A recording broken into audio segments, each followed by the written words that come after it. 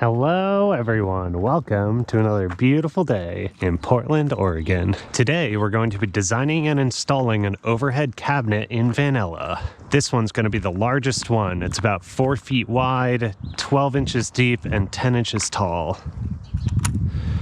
The basic plan is to install the cabinet on top of the window on the driver's side, right in front of the bed. I'm planning on no visible hardware for a clean look and so that there's nothing to bump my head on or catch anything on. I'm planning to put together basically a rough draft of it, then install it in place just to make sure everything fits, and then I'll take it back down and do all the finishing touches. Hopefully we can take anything we learned from this cabinet and apply it to the next ones to make them prettier and also quicker and easier.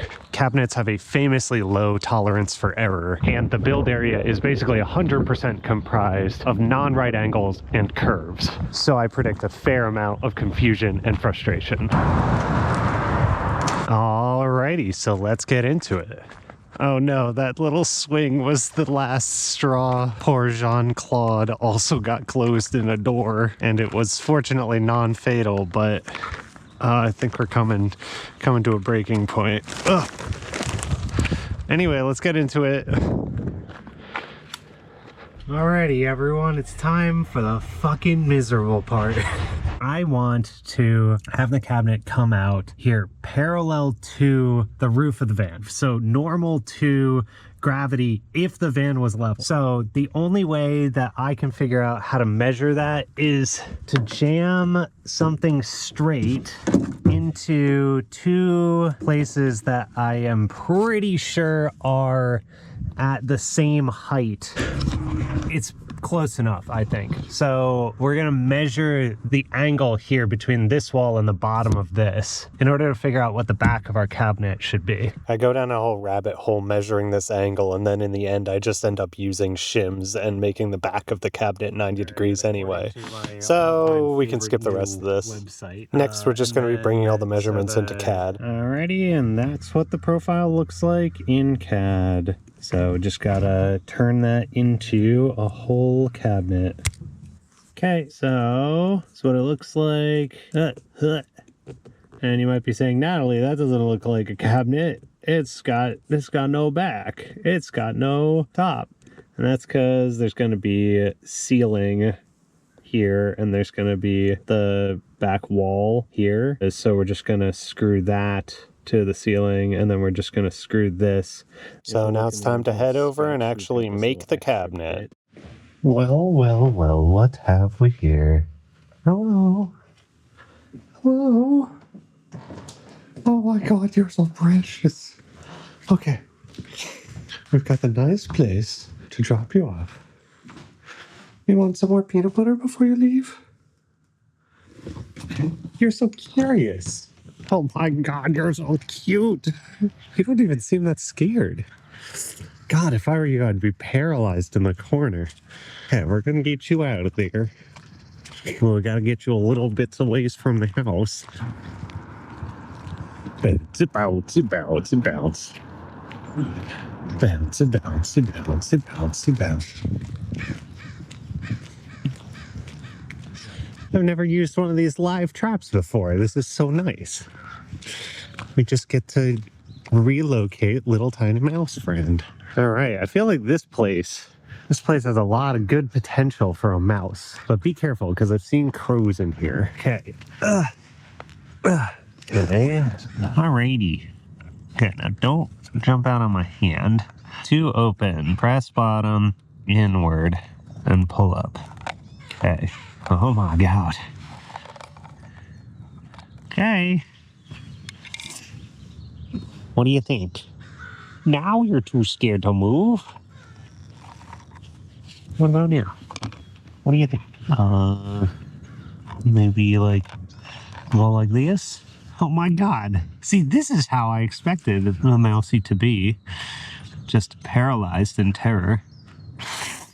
Yay! Okay. There's a little house mouse. Wow.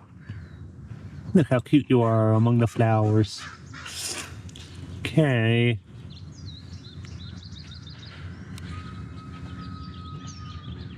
Wow. All right, bye. Bye-bye. Alrighty. Ready for the next mouse. Alright, so we're gonna try out these cool hinges that I got. So let me just attach it and show you how it works. So, yeah, so that's it. So this would be the front of the cabinet, and this would be the top, and then you just, it's spring loaded both directions. So it holds itself up, and it'll hold itself down to the cabinet. Something I'm noticing is there's this gap that appears, and it also kind of rubs when I'm closing it. So I'm gonna see if shifting it up or down makes a difference. You know, it probably came with instructions that I'm ignoring. Okay, so we want this configuration. Okay, so this thickness is 19 millimeters plus 4 millimeters gives us 23, which is this distance right here. So let's see if it worked. That's pretty good. That's pretty good. So the last thing I'm concerned about is this angle, because the top of our cabinet actually has an angle on it. So we've got this 77.59 degree angle. All that means is what we'll have to do is actually cut a little angled piece out and use that as a shim for the hinge. So let's go ahead and make those cuts and then come back. Alrighty, so we got our 12.5 degree by 12.5 degree, and we got our two 12.5 degree pieces that are gonna meet up like this. So this will be the door, this will be the hinge, and then this will be the 90 degrees for the hinge on the inside. Okay, so let's do it. Okay, well, I made a big mess. So this is the top of the cabinet, and what I'm trying to achieve is I want the door to open up coplanar with the ground at least. So I'd prefer if it would go even higher, but this is as high as it can possibly go, 180 degrees, and it has to be shimmed like this because otherwise it won't spring closed.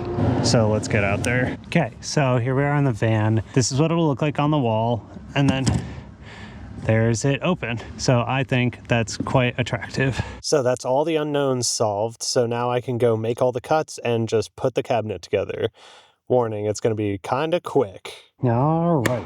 Okay, we got the bottom all glued up, and then the top is gluing. And let me show you how it works. That's it closed. That's it open. So now I can go prepare to put it in vanilla.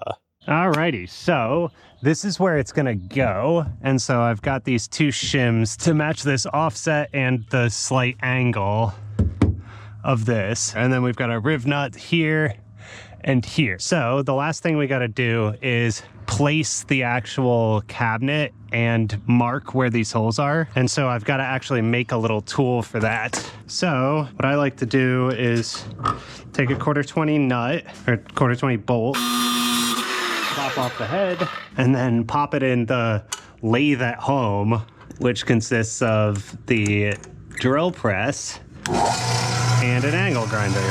If there's ever an operation to wear safety glasses with, it's a DIY lathe where the safety glasses go. I will not do this without safety glasses. I will not do it without safety glasses.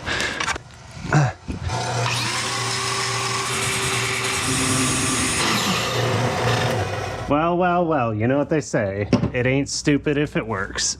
Ow, it's hot. Okay, so we'll use these to mark where these bolts are actually gonna go. So let's grab the cabinet. Okay. Okay.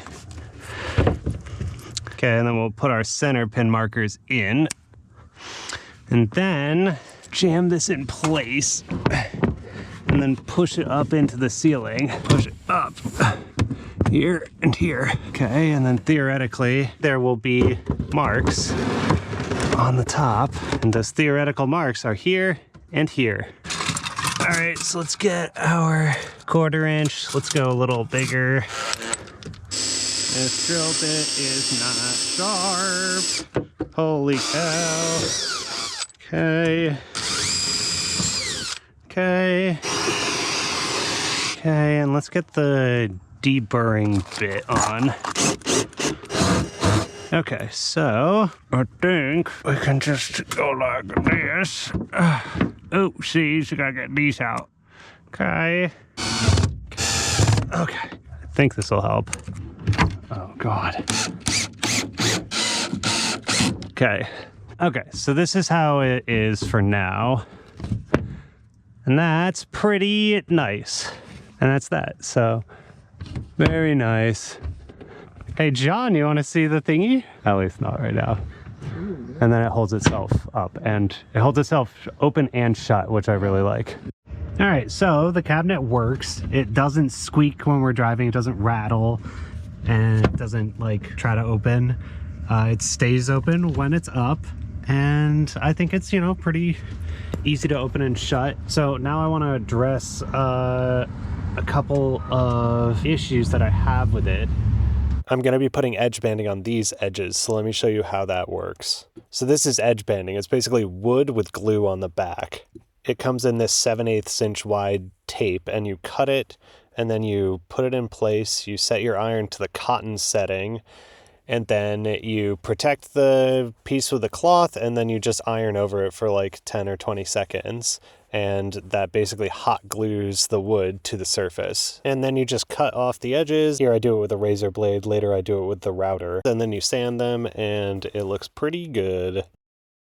The other thing we're going to be doing is sanding off all this extra glue and covering the pin nail holes with wood filler. So let's get to it. We'll get this off, then we'll do edge banding on it, then edge banding on these and this. So we'll fill all the holes, then we'll do the edge banding, then we'll do the sanding, then the finish sanding, and then the boiled linseed oil. So let's get started by taking off the top. All right, and then let's get some edge banding on it. So all right, so we don't have these edges yet because I actually have to build a jig first for the router. So I'm gonna go over to the router and make myself a new fence. Okay, so this is the modified fence that I've made. So as you can see, there's a little bit of a gap down there that allows the edge banding to slip under and then get cut off. So I'll show you how I made it. So lined it up with the holes, and then I marked the back with a drill bit by sticking it through. Then take it out, drill a 5/16 hole, and then drill a 1/2 inch hole that's deep enough for the top of the nut to sit in. And then, there we go. Great, and there's our custom fence. So let's get the bit changed out. Alrighty.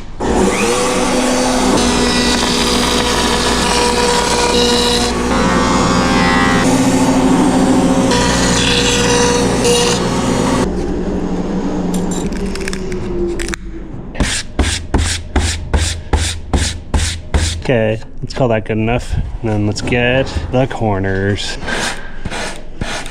Okay. God, you gotta be so careful at the corners, so careful. That looks pretty good. Then we'll get edge trim on the ends. Okay, and then we'll get the screw holes on the bottom, I guess. So let's get that up here. And then we'll just fill in all these holes. Okay, then let's get the side. Okay, and then we'll get the other side. Alrighty, so we'll just take a break and let all this wood filler dry, and then we can move ahead. Okay, well, it's not as dry as I'd want it to be, but it's been like 40 minutes, so let's get this to the room. And bop. Okay, so we weren't able to get all the glue off, and I don't really want to fuck with it too much, but I might want to get it off the front side, so I'm going to go in by hand and see if I can get the glue off. It's getting dark here because we're making the veneer thin. Well, that seems to work, but it does make the veneer thin. Okay, so let's go over that with 600 again. All right, so now it's nice and smooth, pettable surface for sure. So now let's get the other side and pop. Okay, let's just teleport the cabinet here. Okay, I'm gonna try and hand sand worst of the glue off. Okay, well that didn't work at all, so I'm gonna try this thing. Ugh. Okay, go the slowest speed. Okay. There's still glue on it, but I don't want to go any deeper than that. Okay, so we'll tape it down. Okay, and now I'll just iron over it and, you know, hopefully that'll be good. Okay, and we've rolled over the edges, so I've also learned that when we get to the corner, it's helpful to come this way instead of just continuing like that to get the very corner. Because you can see here, we actually cracked it. And that's the more important side, but yeah, what are you gonna do? Okay, so we'll do the same on that side. Okay, and then let's get the trim on the front. All right, let's get the long piece on. Okay, so now I have to decide if I'm gonna put it up the sides or not. Let me cut this edge off and see how I feel. Okay, and then what would it look like if I did this? It would look a lot nicer. I do worry about the clearance up here, so maybe I'll just cut it there. It'll be kind of a pain in the ass to get this glued on, but let's just be naughty. Feels good to be bad. Okay, then, yeah, so this is gonna be a bit more of a pain than, okay, so I'm gonna cut it here. Yeah. Okay, well that looks bad, but it'll be covered up. God. Okay, and then we'll just do the same over here. Okay, I think I'm just gonna take them off and then bring it in and sand all the edges and then bring it back. Wow, this is really shaping up. Blow it off, see if it's still soft. Oh, that's so nice. Wow. Dude, this is a good way to check if it's all glued down too. Great.